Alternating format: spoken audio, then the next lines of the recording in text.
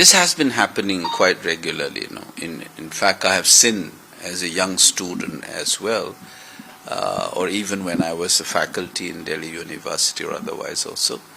I have been at the receiving end of these prejudices at one level, and we have been hearing about these cases throughout. Nido Taniya's infamous cases in point, even in capital cities. So there is nothing new about this, and therefore you should not see this as an isolated event. This is larger issues. This is a deeply structural issue. This is a byproduct of the way we conceptualize this country, what this nation is all about, the way you have practice what this country is in terms of, say, school curriculum, for example. You have excluded Northeast, so the Northeast becomes the other, quite obviously. It's not part of conceptualizing the idea of India in that sense. So you have structural issues.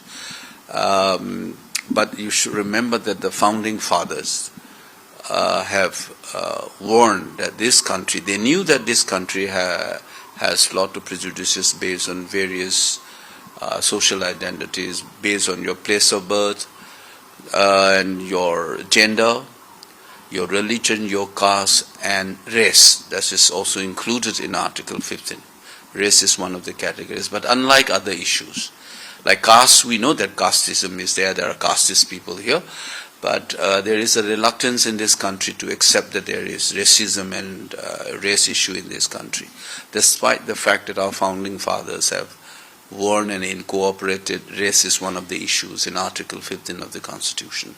So there is a larger structural issues that we must address, not as an isolated event on this.